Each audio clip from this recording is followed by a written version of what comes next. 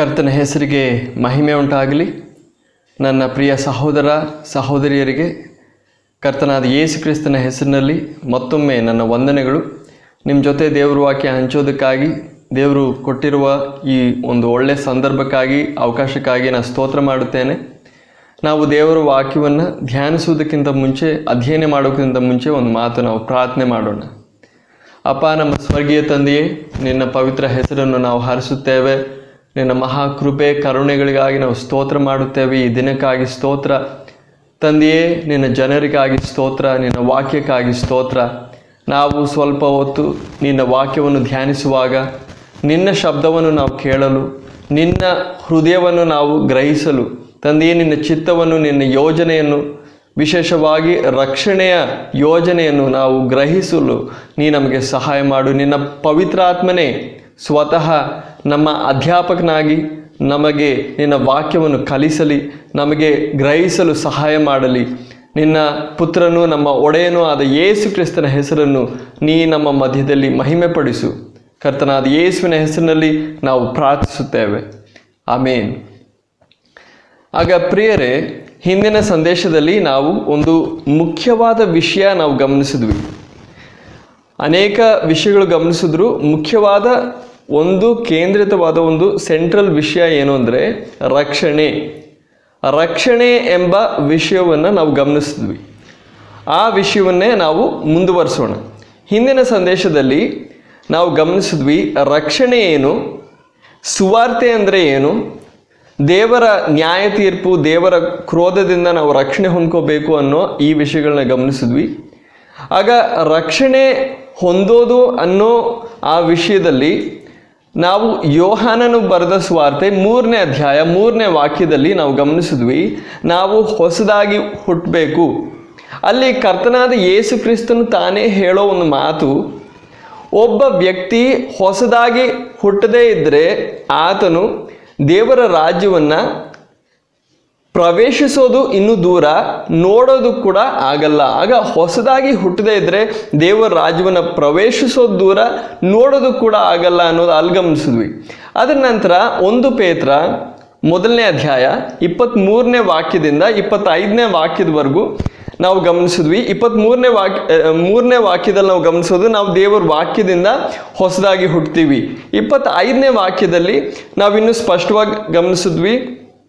ಆ ವಾಕ್ಯ ಅಂದರೆ ದೇವರ ವಾಕ್ಯದಲ್ಲಿ ಯಾವುದೋ ಒಂದು ವಾಕ್ಯ ಅಲ್ಲ, ಸುವಾರ್ಥ ಸಂದೇಶ, ಕರ್ತನಾದ ಯೇಸು ಕ್ರಿಸ್ತನ ಬಗ್ಗೆ ಇರುವ ಶುಭ ಸಂದೇಶ ಅಥವಾ ಸುವಾರ್ತೆಯ ಮೂಲಕ ನಾವು ಹೊಸದಾಗಿ ಹುಡ್ತೀವಿ ಅಂತ ಈ ರೀತಿ ಆ ವಾಕ್ಯ ಭಾಗದಲ್ಲಿ 1 ಪೇತ್ರ 1:23ರಿಂದ 25ನೇ ವಾಕ್ಯದವರೆಗೂ ಇರೋ ವಾಕ್ಯ ಭಾಗವನ್ನು ಗಮನಿಸಿದ್ವಿ. ಅದರ ನಂತರ ಅದರ ಪ್ರಾಯೋಗಿಕ ರೀತಿಯಲ್ಲಿ ನಾವು ಅಪೊಸ್ತಲರ ಕೃತ್ಯಗಳು 2ನೇ ಅಧ್ಯಾಯ 36-37 ಇರೋ ವಾಕ್ಯಗಳಲ್ಲಿ ನಾವು ಆ ವಾಕ್ಯ ಭಾಗವನ್ನು ಗಮನಿಸಿದ್ವಿ. ಅಲ್ಲಿ ಸುವಾರ್ತೆ ಮೂಲಕ ಹೇಗೆ ಹೊಸದಾಗಿ ಹುಟ್ಟೋದು, ರಕ್ಷಣೆ ಹೇಗೆ ಹೊಂದೋದು ಅಂತ ಅಲ್ಲಿ ಗಮನಿಸಿದ್ವಿ. ಪ್ರಾಯೋಗಿಕವಾಗಿ ಅದು ಹೇಗೆ ನಡೆಯುತ್ತೆ ಅಂತ. ಆಗ ಕರ್ತನಾದ ಯೇಸು ಕ್ರಿಸ್ತನು ಹೊಸದಾಗಿ ಹುಟ್ಟಬೇಕು ಅಂತ ಹೇಳ್ದ. ಆತನ ಅಪೊಸ್ತಲರಾದ ಸೇವಕರು ಅದನ್ನು ಹೇಗೆ ಗ್ರಹಿಸಿದ್ರು, ಹೇಗೆ ಮಾಡಿದ್ರು ಆ ಸೇವೆನ ಅಂತ ನಾವು ಗಮನಿಸಿದ್ವಿ.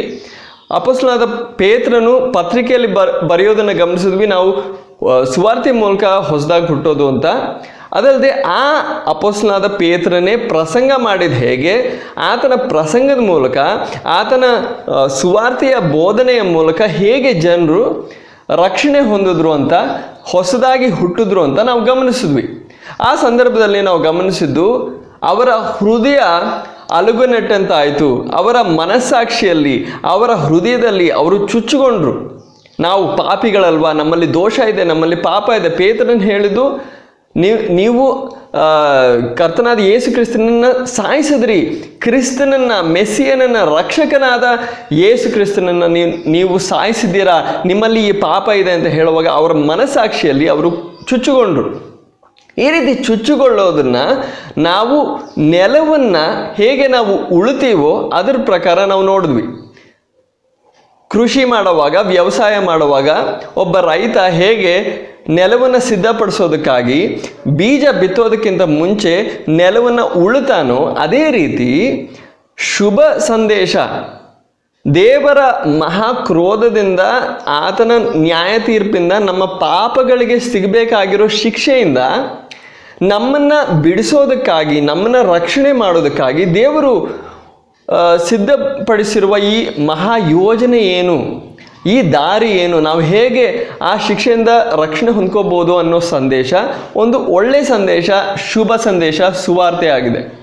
ಆದರೆ ಈ ಶುಭ ಸಂದೇಶ ನನಗೆ ಬೇಕಾಗಿದೆ, ನನಗೆ ಅವಶ್ಯವಾಗಿದೆ ಅಂತ ತಿಳ್ಕೊಳ್ಳೋದು ಅದಕ್ಕೆ ಸಿದ್ಧತೆ ಆಗಿದೆ. ಆಗ ಶುಭ ಸಂದೇಶ ಕೇಳೋದಕ್ಕಿಂತ ಮುನ್ನ ಒಬ್ಬ ವ್ಯಕ್ತಿ ನನಗೆ ಈ ಶುಭ ಸಂದೇಶ ಬೇಕು, ರಕ್ಷಣೆ ಬೇಕಾಗಿದೆ ಅಂತ ಅರ್ಥ ಮಾಡ್ಕೋಬೇಕು. ಅದಕ್ಕೋಸ್ಕರ ಆ ವ್ಯಕ್ತಿ ಪಾಪಿ, ನನ್ನಲ್ಲಿ ಪಾಪ ಇದೆ, ನನಗೆ ರಕ್ಷಣೆ ಬೇಕಾಗಿದೆ ಅಂತ ಅರ್ಥ ಮಾಡ್ಕೋಬೇಕು. ಆಗ ಹೇಗೆ ಬೀಜ ಬಿತ್ತೋದು ಸುವಾರ್ತೆ ಸಾರೋದಕ್ಕೆ ಹೋಲಿಕೆ ಆಗಿದೆಯೋ, ಅದೇ ರೀತಿ ಪಾಪದ ವಿಷಯವಾಗಿ ಪ್ರಸಂಗ ಆಗೋದು ಹೃದಯಗಳನ್ನ ಉಳೋ ರೀತಿ ಹೋಲಿಕೆ ಆಗಿದೆ. ಆಗ ಅಲ್ಲಿ ನಾವು ಗಮನಿಸಿದ್ವಿ, ನಾವು ಸುವಾರ್ತೆ ಸಾರೋಕ್ಕಿಂತ ಮುಂಚೆ ಹೃದಯಗಳನ್ನ ಉಳಬೇಕು, ನೆಲವನ್ನು ಸಿದ್ಧಪಡಿಸ್ಬೇಕು. ಬೀಜ ಬಿತ್ತೋದಕ್ಕಿಂತ ಮುಂಚೆ ನೆಲವನ್ನು ಸಿದ್ಧಪಡಿಸ್ಬೇಕು. ಇದು ಬರೀ ಪ್ರಸಂಗಿಗಳಿಗೆ, ಬೋಧಕರಿಗೆ ಅನ್ವಯಿಸೋದು ಮಾತ್ರ ಅಲ್ಲ. ನೀವು ಒಬ್ಬ ವಿಶ್ವಾಸಿ ಆಗಿರ್ಬೋದು, ಬೋಧಕರಾಗಿರ್ಬೋದು, ಪಾಸ್ಟರ್ ಆಗಿರ್ಬೋದು, ಯಾರೇ ಆಗಿರಲಿ, ದೇವಜನರಾದ ನಿಮ್ಮ ಜೀವನದಲ್ಲಿ ರಕ್ಷಣೆ ಉಂಟಾಗೋದು ತುಂಬ ಮುಖ್ಯ. ನಿಮ್ಮ ಜೀವನದಲ್ಲಿ ಹೊಸದಾಗಿ ನೀವು ಹುಟ್ಟದೇ ಇದ್ದರೆ, ನೀವು ರಕ್ಷಣೆ ಹೊಂದದೇ ಇದ್ದರೆ, ಬಾಕಿ ನೀವು ಏನೆಲ್ಲ ಮಾಡ್ತಾ ಇದ್ದೀರೋ ಎಲ್ಲವೂ ವ್ಯರ್ಥ. ಯಾಕಂದರೆ ದೇವ್ರ ಜೊತೆ ಇರೋ ನಿಮ್ಮ ಸಂಬಂಧ ಪ್ರಾರಂಭವಾಗುವುದೇ ಹೊಸದಾಗಿ ಹುಟ್ಟೋವಾಗ, ರಕ್ಷಣೆ ಹೊಂದೋವಾಗ. ಅದು ನಡೀದೇ ಇದ್ದವರೆಗೂ ನೀವು ಚರ್ಚ್ಗೆ ಹೋಗೋದು, ಪ್ರಾರ್ಥನೆ ಮಾಡೋದು, ಬೈಬಲ್ ಓದೋದು, ಇದರಲ್ಲಿ ಯಾವುದರಲ್ಲೂ ಪ್ರಯೋಜನ ಇಲ್ಲ, ಯಾವುದರಲ್ಲೂ ಅರ್ಥ ಇಲ್ಲ. ಯಾಕಂದರೆ ದೇವ್ರ ಜೊತೆ ನಿಮಗೆ ಸಂಬಂಧನೇ ಇಲ್ಲ. ನೀವು ಕ್ರಿಸ್ತನಾದ ಯೇಸುವನ್ನು ನೀವು ಹಿಂಬಾಲಿಸೋ ಶಿಷ್ಯರಲ್ಲ. ಆಗ ಆ ಶಿಷ್ಯತ್ವದ ಪ್ರಾರಂಭ, ದೇವ್ರ ಜೊತೆ ಇರುವ ಆ ಸಂಬಂಧದ ಪ್ರಾರಂಭ, ಈ ಕ್ರೈಸ್ತ ಜೀವನದ ಪುನಾದಿ ಮತ್ತು ಪ್ರಾರಂಭವಾಗಿರುವುದು ನೀವು ಹೊಸದಾಗಿ ಹುಟ್ಟೋದು. ಆ ರೀತಿ ಆಗಿರುವಾಗ ನಿಮ್ಮ ಜೀವನದಲ್ಲಿ ಇದು ನಡೆದಿದೆಯಾ ಇಲ್ವಾ ಅನ್ನೋದು ನೀವು ಗಮನಿಸಬೇಕು. ಆ ಕಾರಣದಿಂದ ಈ ವಿಷಯಗಳನ್ನ ನೀವು ಅಧ್ಯಯನ ಮಾಡುವಾಗ ನಿಮ್ಮನ್ನು ನೀವೇ ಪ್ರಶ್ನೆ ಮಾಡಿ, ನನ್ನ ಜೀವನದಲ್ಲಿ ಇದು ನಡೆದಿದೆಯಾ? ಅದರ ಜೊತೆ ನೀವು ಬೇರೆಯವ್ರ ಜೊತೆ ಸುವಾರ್ತೆ ಹಂಚುವಾಗ, ಬೇರೆಯವರನ್ನು ಕ್ರಿಸ್ತನ ಕಡೆಗೆ ನಡೆಸೋವಾಗ, ಶಿಲುಬೆ ಬಗ್ಗೆ ಹೇಳಿ ಅವರನ್ನು ರಕ್ಷಣೆಯ ಹಾದಿಯಲ್ಲಿ ನಡೆಸೋವಾಗ, ಬೇರೆಯವರ ರಕ್ಷಣೆಗೋಸ್ಕರ ನೀವು ಪ್ರಾರ್ಥನೆ ಮಾಡುವಾಗ, ಅವ್ರಿಗೋಸ್ಕರ ನೀವು ಸೇವೆ ಮಾಡಿ ಸುವಾರ್ತೆ ಸಾರುವಾಗ ನೀವು ಇದನ್ನು ಗಮನಿಸಬೇಕು. ಮೊದಲು ಅವರ ಹೃದಯಗಳನ್ನು ನೀವು ಉಳಬೇಕು. ಮೊದಲು ಅವರ ಹೃದಯಗಳನ್ನು ಉಳದೆ ನೀವು ಬೀಜ ಬಿತ್ತೋದ್ರಲ್ಲಿ ಪ್ರಯೋಜನ ಇಲ್ಲ. ಆಗ ನಿಮ್ಮ ಸ್ವಂತ ಜೀವನದಲ್ಲೂ ಇದು ಅನ್ವಯಿಸುತ್ತೆ, ಬೇರೆಯವ್ರ ಜೊತೆ ನೀವು ಸುವಾರ್ತೆ ಸಾರೋವಾಗಲೂ ಇದು ಅನ್ವಯಿಸುತ್ತೆ. ಈಗ ನಾವು ಉಳೋದ್ರ ಬಗ್ಗೆ ನಾವು ಗಮನಿಸೋವಾಗ ಅದಕ್ಕಿಂತ ಮುಂಚೆನೂ ಕೆಲವು ವಿಷಯಗಳು ನಾವು ಮಾಡಬೇಕಾಗಿದೆ. ಒಬ್ಬ ರೈತ ವ್ಯವಸಾಯ ಮಾಡುವಾಗ ಬೀಜ ಬಿತ್ತೋದಕ್ಕಿಂತ ಮುಂಚೆ ನೆಲ ಉಳ್ತಾನೆ, ಆದರೆ ಉಳೋಕ್ಕಿಂತ ಮುಂಚೆನೂ ಕೆಲವು ವಿಷಯಗಳಿದೆ. ಇವಾಗ ಆ ನೆಲದ ಮೇಲೆ ಎಷ್ಟೋ ಬೇಡದೇ ಇರೋ ಗಿಡಗಳು ಬೆಳೆದಿರ್ಬೋದು, ಮುಳ್ಳುಗಳ ಗಿಡಗಳು, ಬೇಡದೇ ಇರೋ ಗಿಡಗಳೆಲ್ಲ ಬೆಳೆದಿರ್ಬೋದು, ಕಲ್ಲುಗಳಿರ್ಬೋದು. ಆಗ ಆ ಕಲ್ಲುಗಳನ್ನ ಎತ್ತು ಬಿಸಾಕಬೇಕು, ಮುಳ್ಳು ಗಿಡಗಳನ್ನ ಕಿತ್ತು ಬಿಸಾಕಬೇಕು, ಅದ್ರ ನಂತರ ಉಳಬೇಕು, ಅದ್ರ ನಂತರ ನೆಲ ಸಿದ್ಧ ಆದಮೇಲೆ ಬೀಜ ಬಿತ್ತಬೇಕು. ಆಗ ಮುಳ್ಳು ಗಿಡಗಳನ್ನ ಕಿತ್ತೋದ್ರ ಬಗ್ಗೆ ನಾವು ಇವತ್ತು ಗಮನಿಸೋಣ.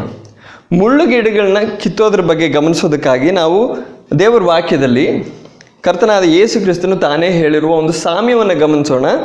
ಮತ್ತಾಯನು ಬರೆದ ಸುವಾರ್ತೆ 13ನೇ ಅಧ್ಯಾಯ, ಅದರಲ್ಲಿ 3ನೇ ವಾಕ್ಯದಿಂದ 9ನೇ ವಾಕ್ಯದವರೆಗೂ ಈ ಸಾಮ್ಯ ನಾವು ಕಾಣ್ತೀವಿ. ಅದನ್ನು ನಾವು ಓದೋಣ. ಆಗ ಆತನು ಅವರಿಗೆ ಸಾಮ್ಯ ರೂಪವಾಗಿ ಅನೇಕ ಸಂಗತಿಗಳನ್ನು ಹೇಳಿದನು. ಹೇಗೆಂದರೆ, ಕೇಳಿರಿ, ಬಿತ್ತುವವನು ಬಿತ್ತುವುದಕ್ಕೆ ಹೊರಟನು. ಅವನು ಬಿತ್ತುವಾಗ ಕೆಲವು ಬೀಜ ದಾರಿಯ ಮುಗ್ಗುಲಲ್ಲಿ ಬಿದ್ದವು, ಹಕ್ಕಿಗಳು ಬಂದು ಅವುಗಳನ್ನು ತಿಂದು ಬಿಟ್ಟವು. ಕೆಲವು ಬೀಜ ಬಹಳ ಮಣ್ಣಿಲ್ಲದ ಬಂಡೆಯ ನೆಲದಲ್ಲಿ ಬಿದ್ದವು. ಅಲ್ಲಿ ಮಣ್ಣು ತೆಳ್ಳಗಿದ್ದರಿಂದ ಅವು ಬೇಗ ಮೊಳಿತವು, ಆದರೆ ಬಿಸಿಲೇರಿದಾಗ ಬೇರಿಲ್ಲದ ಕಾರಣ ಒಣಗಿ ಹೋದವು. ಮತ್ತೆ ಕೆಲವು ಬೀಜ ಮುಳ್ಳು ಗಿಡಗಳಲ್ಲಿ ಬಿದ್ದವು. ಮುಳ್ಳು ಗಿಡಗಳು ಬೆಳೆದು ಅವುಗಳನ್ನು ಅಡಗಿಸಿ ಬಿಟ್ಟವು. ಇನ್ನು ಕೆಲವು ಒಳ್ಳೆಯ ನೆಲದಲ್ಲಿ ಬಿದ್ದು, ಒಂದು 100ರಷ್ಟು, ಒಂದು 60ರಷ್ಟು, ಒಂದು 30ರಷ್ಟು ಫಲವನ್ನು ಕೊಟ್ಟವು. ಕಿವಿಯುಳ್ಳವನು ಕೇಳಲಿ ಅಂದನು. ಇಲ್ಲಿ ಕರ್ತನು ಈ ಸಾಮ್ಯ ಹೇಳುವಾಗ 4 ವಿಷಯಗಳು ನಾವು ಗಮನಿಸ್ತೀವಿ. ಒಬ್ಬ ರೈತ ಬೀಜ ಬಿತ್ತೋದಕ್ಕೆ ಹೋದ. ಬೀಜ ಬಿತ್ತುವಾಗ ಬೇರೆ ಬೇರೆ ರೀತಿಯಾದ ನೆಲದ ಮೇಲೆ ಆ ಬೀಜ ಬಿತ್ತು. ದಾರಿಯಲ್ಲಿ ಬಿತ್ತು, ಕೆಲವು ಕಲ್ಲಿರುವ ಸ್ಥಳಗಳಲ್ಲಿ ಬಿತ್ತು, ಕೆಲವು ಮುಳ್ಳು ಗಿಡಗಳಿರುವ ಸ್ಥಳಗಳಲ್ಲಿ ಬಿತ್ತು, 4ನೇದು ಒಳ್ಳೆ ನೆಲದಲ್ಲಿ ಬಿತ್ತು. ಈಗ ಬಾಕಿ ವಿಷಯಗಳನ್ನು ನಾವು ಗಮನಿಸೋಣ. ಬರುವ ದಿವಸಗಳಲ್ಲಿ, ಬರುವ ಭಾಗಗಳಲ್ಲಿ ಕರ್ತನ ಚಿತ್ತವಾದರೆ, ಕರ್ತನ ಬರೋಣ ತಡವಾದರೆ ನಾವು ಗಮನಿಸೋಣ. ಆದರೆ ಇವತ್ತು ಈ ಸಂದೇಶದಲ್ಲಿ ನಾವು ಮುಳ್ಳು ಗಿಡಗಳ ಬಗ್ಗೆ ಗಮನಿಸೋಣ. ಆಗ ಮುಳ್ಳು ಗಿಡಗಳ ಮಧ್ಯದಲ್ಲಿ ಸುವಾರ್ಥ ವಾಕ್ಯದ ಬೀಜ ಬಿತ್ತಲ್ಪಟ್ಟರೆ ಫಲ ಕೊಡಲ್ಲ, ಒಬ್ಬ ವ್ಯಕ್ತಿ ರಕ್ಷಣೆ ಹೊಂದೋದು ಸಾಧ್ಯ ಅಲ್ಲ. ಇದನ್ನು ಅರ್ಥ ಮಾಡ್ಕೊಳ್ಳೋದಕ್ಕಾಗಿ ಈ ಸಾಮ್ಯದ ಬಗ್ಗೆ ಅರ್ಥ ಹೇಳಿದ ಕರ್ತನಾದ ಯೇಸು ಕ್ರಿಸ್ತನೇ ಇದರ ಅರ್ಥನೂ ಬಿಡಿಸಿ ಹೇಳಿದ್ದಾನೆ. ಈಗ ಇದೇ ಅಧ್ಯಾಯದಲ್ಲಿ, ಮತ್ತಾಯನು ಬರೆದ ಸುವಾರ್ತೆ 13ನೇ ಅಧ್ಯಾಯದಲ್ಲಿ 18ನೇ ವಾಕ್ಯದಿಂದ 23ನೇ ವಾಕ್ಯದವರೆಗೂ ಇರೋ ವಾಕ್ಯ ಭಾಗವನ್ನು ನಾವು ಗಮನಿಸಿದ್ರೆ, ಅಲ್ಲಿ ಕರ್ತನು ಈ ಸಾಮ್ಯವನ್ನು ಬಿಡಿಸಿ ಹೇಳ್ತಾ ಇದ್ದಾನೆ. ಇದರ ಅರ್ಥ ಏನು, ಇದರ ವ್ಯಾಖ್ಯಾನ ಏನು ಅಂತ. ಆ ವ್ಯಾಖ್ಯಾನವನ್ನು ನಾವು ಗಮನಿಸೋಣ. ಬಿತ್ತುವವನ ವಿಷಯವಾದ ಸಾಮ್ಯದ ಅರ್ಥವನ್ನು ಕೇಳಿರಿ. ಯಾವನಾದರೂ ಪರಲೋಕ ರಾಜ್ಯದ ವಾಕ್ಯವನ್ನು ಕೇಳಿ ತಿಳುಕೊಳ್ಳದೆ ಇರುವಲ್ಲಿ ಸೈತಾನನು ಬಂದು ಆ ಮನುಷ್ಯನ ಮನಸ್ಸಿನಲ್ಲಿ ಬಿತ್ತಿದ್ದನ್ನು ತೆಗೆದು ಹಾಕುತ್ತಾನೆ. ಈ ಮನುಷ್ಯನೇ ಬೀಜ ಬಿದ್ದ ದಾರಿ ಮುಗ್ಗುಲಾಗಿರುವವನು. ಒಬ್ಬನು ವಾಕ್ಯವನ್ನು ಕೇಳದ ಕೂಡಲೇ ಸಂತೋಷದಿಂದ ಅದನ್ನು ಸ್ವೀಕರಿಸುತ್ತಾನೆ. ತನಗೆ ಬೇರಿಲ್ಲದ ಕಾರಣ ಇವನು ಸ್ವಲ್ಪ ಕಾಲ ಮಾತ್ರವೇ ಇದ್ದು, ಆ ವಾಕ್ಯದ ನಿಮಿತ್ತವಾಗಿ ಸಂಕಟವಾಗಲಿ ಹಿಂಸೆಯಾಗಲಿ ಬಂದರೆ ಬೇಗ ಎಡವಿ ಬೀಳುತ್ತಾನೆ. ಇವನೇ ಬೀಜ ಬಿದ್ದ ಬಂಡೆಯ ನೆಲವಾಗಿರುವವನು. ಒಬ್ಬನು ವಾಕ್ಯವನ್ನು ಕೇಳಿದಾಗ್ಯೂ ಪ್ರಪಂಚದ ಚಿಂತೆಯು, ಐಶ್ವರ್ಯದಿಂದ ಉಂಟಾಗುವ ಮೋಸವು ಆ ವಾಕ್ಯವನ್ನು ಅಡಗಿಸಿ ಬಿಡುವುದರಿಂದ ಫಲವನ್ನು ಕೊಡದೇ ಇರುತ್ತಾನೆ. ಇವನೇ ಮುಳ್ಳು ಗಿಡಗಳಲ್ಲಿ ಬೀಜ ಬಿದ್ದ ನೆಲವಾಗಿರುವವನು. ಒಬ್ಬನು ವಾಕ್ಯವನ್ನು ಕೇಳಿ ತಿಳ್ಕೊಂಡು ಫಲವಂತನಾಗಿ 100ರಷ್ಟಾಗಲಿ, 60ರಷ್ಟಾಗಲಿ, 30ರಷ್ಟಾಗಲಿ ಫಲವನ್ನು ಕೊಡುತ್ತಾನೆ. ಇವನೇ ಒಳ್ಳೆಯ ನೆಲವಾಗಿರುವವನು ಎಂದು ಹೇಳಿದನು. ಇಲ್ಲಿ ಕರ್ತನಾದ ಯೇಸು ಕ್ರಿಸ್ತನು ಈ ಸಾಮ್ಯವನ್ನು ವಿವರಿಸ್ತಾ ಇದ್ದಾನೆ, ವ್ಯಾಖ್ಯಾನಿಸ್ತಾ ಇದ್ದಾನೆ. ಈ 4 ಬೇರೆ ಬೇರೆ ಸಂದರ್ಭಗಳ ಬಗ್ಗೆ ವ್ಯಾಖ್ಯಾನಿಸಿ ಅದರ ಅರ್ಥ ಹೇಳ್ಕೊಡ್ತಾ ಇದ್ದಾನೆ. ಇದರಲ್ಲಿ 4ನ್ನು ನಾವು ಇವತ್ತು ಗಮನಿಸಲ್ಲ. ಈ 3ನೇ ವಿಷಯ ನಾವು ಗಮನಿಸೋಣ. ಕೆಲವು ಬೀಜಗಳು ಮುಳ್ಳು ಗಿಡಗಳ ಮಧ್ಯದಲ್ಲಿ ಬಿದ್ದುವು. ಅದರ ಬಗ್ಗೆ 22ನೇ ವಾಕ್ಯದಲ್ಲಿ ಬರೆದಿದೆ, ಅದನ್ನು ಗಮನಿಸೋಣ. ಒಬ್ಬನು ವಾಕ್ಯವನ್ನು ಕೇಳಿದಾಗ್ಯೂ ಪ್ರಪಂಚದ ಚಿಂತೆಯು, ಐಶ್ವರ್ಯದಿಂದುಂಟಾಗುವ ಮೋಸವು. 2 ವಿಷಯಗಳು: ಪ್ರಪಂಚದ ಚಿಂತೆ, ಐಶ್ವರ್ಯದಿಂದ ಉಂಟಾಗುವ ಮೋಸ. ಈ 2 ವಿಷಯಗಳೇ ಮುಳ್ಳು ಗಿಡಗಳಾಗಿ ಸಾಂಕೇತಿಕವಾಗಿ ಇಲ್ಲಿ ಬರೆದಿರೋದು. ಆಗ ಪ್ರಪಂಚದ ಚಿಂತೆ, ಐಶ್ವರ್ಯದಿಂದ ಉಂಟಾಗುವ ಮೋಸ ಆ ವಾಕ್ಯವನ್ನು ಅಡಗಿಸಿ ಬಿಡುವುದರಿಂದ ಫಲವನ್ನು ಕೊಡದೇ ಇರುತ್ತಾನೆ. ಆಗ ಇವನೇ ಮುಳ್ಳು ಗಿಡಗಳಲ್ಲಿ ಬೀಜ ಬಿದ್ದ ನೆಲವಾಗಿರುವವನು. 22ನೇ ವಾಕ್ಯ. ಆಗ ಪ್ರಿಯರೇ, ಈ ಮುಳ್ಳು ಗಿಡಗಳಂದರೆ ಏನು? ಐಶ್ವರ್ಯದಿಂದ ಉಂಟಾಗುವ ಆ ಮೋಸ ಅಂದರೆ ಏನು? ಪ್ರಪಂಚದ ಚಿಂತೆ ಅಂದರೆ ಏನು? ಪ್ರಿಯರೇ, ಮನುಷ್ಯರು ಈ ಲೋಕದಲ್ಲಿ ಜೀವಿಸುವಾಗ ನೀವು ನಾನು ಯಾವಾಗಲೂ ನಮ್ಮ ಶಾರೀರಿಕವಾದ, ಭೌಮಿಕವಾದ ಅವಶ್ಯಕತೆಗಳ ಬಗ್ಗೆ ಯೋಚನೆ ಮಾಡೋರಾಗಿದ್ದೀವಿ. ನಾವು ಹುಟ್ಟೋ ದಿನದಿಂದ ನಾವು ನಮ್ಮ ಮುಂದೆ ಇರೋದೇನೆಂದರೆ ಶಾರೀರಿಕವಾದ ಅವಶ್ಯಕತೆಗಳು. ಒಬ್ಬ ಮಗು ಹುಟ್ಟೋವಾಗ ಆ ಮಗು ಹಾಲಿಗೋಸ್ಕರ ಅಳ್ತಾ ಹುಟ್ಟುತ್ತೆ. ಅದಕ್ಕೆ ಹಾಲು ಬೇಕು, ನೀರು ಬೇಕು, ಅದಕ್ಕೆ ಆಹಾರ ಬೇಕು, ಅದಕ್ಕೆ ಬಟ್ಟೆ, ಅದಕ್ಕೆ ಒಂದು ಮನೆ, ಅದಕ್ಕೆ ಒಂದು ಕುಟುಂಬ, ಇದೆಲ್ಲ ಬೇಕು. ಆಗ ಶಾರೀರಿಕವಾದ ಅವಶ್ಯಕತೆಗಳು ಮನುಷ್ಯನ ಮುಂದೆ ಯಾವಾಗಲೂ ಇದೆ. ಜೀವನದ ಪ್ರಾರಂಭದಿಂದ ಇದೆ. ಕೊನೆ ಉಸಿರುವರೆಗೂ ಈ ಅವಶ್ಯಕತೆಗಳು ನಮ್ಮ ಸುತ್ತಲೂ ಇದೆ. ಈ ಅವಶ್ಯಕತೆಗಳನ್ನ ನೆರವೇರಿಸೋದಕ್ಕಾಗಿ ನಾವು ಪರಿಶ್ರಮ ಪಡ್ತೀವಿ, ಬೇರೆಯವ್ರ ಸಹಾಯನೂ ಅಪೇಕ್ಷಿಸ್ತೀವಿ. ದೇವರನ್ನು ನಂಬೋರಾದರೆ ದೇವ್ರಿಗೂ ನಾವು ಪ್ರಾರ್ಥನೆ ಮಾಡ್ತೀವಿ, ಪೂಜೆ ಮಾಡ್ತೀವಿ, ದೇವರೇ ನನಗೆ ಸಹಾಯ ಮಾಡುವಂತ ಅಪೇಕ್ಷಿಸ್ತೀವಿ. ಇದರಲ್ಲಿ ಯಾವುದು ತಪ್ಪಿಲ್ಲ, ಇದು ಈ ರೀತಿ ಮಾಡೋದು ತಪ್ಪು ಅಂತ ಹೇಳ್ತಾ ಇಲ್ಲ. ಆದರೆ ಪ್ರಿಯರೇ, ನಾವು ಬರೀ ಶರೀರ ಅಲ್ಲ, ಮನುಷ್ಯ ಅನ್ನೋ ನಾವು ನೀವು ಏನಲ್ಲ, ಬರೀ ಶರೀರ ಅಲ್ಲ, ನಮ್ಮ ಒಳಗಡೆ ಆತ್ಮ ಪ್ರಾಣ ಕೂಡ ಇದೆ. ಇದರ ಬಗ್ಗೆ ನಾವು ದೇವರ ವಾಕ್ಯದಲ್ಲಿ ಗಮನಿಸ್ತೀವಿ. ಥೆಸಲೋನಿಕದವರಿಗೆ ಬರೆದಿರುವ ಮೊದಲನೇ ಪತ್ರಿಕೆ 5ನೇ ಅಧ್ಯಾಯ ಅದರಲ್ಲಿ 23ನೇ ವಾಕ್ಯ ಗಮನಿಸೋಣ. 1 ಥೆಸಲೋನಿ 5ನೇ ಅಧ್ಯಾಯ ಅದರಲ್ಲಿ 23ನೇ ವಾಕ್ಯ, ಶಾಂತಿದಾಯಕನಾದ ದೇವರು ತಾನೇ ನಿಮ್ಮನ್ನು ಪರಿಪೂರ್ಣವಾಗಿ ಪವಿತ್ರ ಮಾಡಲಿ, ನಮ್ಮ ಕರ್ತನಾದ ಯೇಸು ಕ್ರಿಸ್ತನು ಪ್ರತ್ಯಕ್ಷನಾದಾಗ ನಿಮ್ಮ ಆತ್ಮ ಪ್ರಾಣ ಶರೀರಗಳು ದೋಷವಿಲ್ಲದೆ ಸಂಪೂರ್ಣವಾಗಿ ಕಾಣಿಸುವಂತೆ ಕಾಪಾಡಲ್ಪಡಲಿ. ಆಗ ನಿಮ್ಮ ಆತ್ಮ ಪ್ರಾಣ ಶರೀರಗಳು, ಆಗ ನಮಗೆ ಆತ್ಮ ಇದೆ, ಪ್ರಾಣ ಇದೆ, ಶರೀರ ಇದೆ. ಪ್ರಾಣ ಅಂತ ಹೇಳಿದ್ರೆ ನಮ್ಮ ಜೀವನ ಅಂತ ಅಲ್ಲ, ಆ ಅರ್ಥದಲ್ಲ, ಅದ್ರ ಬಗ್ಗೆ ನಾವು ಆಳವಾಗಿ ಗಮನಿಸೋಣ. ಪ್ರಾಣ ಅಂದರೆ ನಮ್ಮಲ್ಲಿ ಆತ್ಮ ಇರೋ ರೀತಿ ಬೇರೆ ಒಂದು ಘಟಕವಾಗಿದೆ, ನಮ್ಮಲ್ಲಿರುವ ಒಂದು ಭಾಗವಾಗಿದೆ ಪ್ರಾಣ ಅನ್ನೋದು, ಸರಿನಾ? ಆಗ ಬರೀ ಆತ್ಮ ಅನ್ನೋದು ಎಲ್ಲ ಸಾಮಾನ್ಯ ಜನರಿಗೆ ಅರ್ಥ ಆಗುತ್ತೆ, ಅವ್ರಿಗೆ ಗೊತ್ತು ಶರೀರ ಇದೆ, ನಮ್ಮ ಒಳಗಡೆ ಒಂದು ಆತ್ಮ ಇದೆ. ಆದರೆ ದೇವ್ರ ವಾಕ್ಯ ಇನ್ನೂ ಬಿಡಿಸಿ ಹೇಳುತ್ತೆ, ಆತ್ಮ ಮಾತ್ರ ಅಲ್ಲ, ನಮ್ಮ ಒಳಗಡೆ ಒಂದು ಪ್ರಾಣ ಅನ್ನೋ ಒಂದು ಸಂಗತಿ ಕೂಡ ಇದೆ. ಆದರೆ ಇಲ್ಲಿ ನಾವು ಗಮನಿಸೋಣ, ನಾವು ಬರೀ ಶರೀರ ಅಲ್ಲ, ನಮ್ಮಲ್ಲಿ ಆತ್ಮ ಕೂಡ ಇದೆ. ಈಗ ನಮ್ಮ ಶರೀರಕ್ಕೆ ಏನೆಲ್ಲ ಅವಶ್ಯಕತೆಗಳಿವೆ?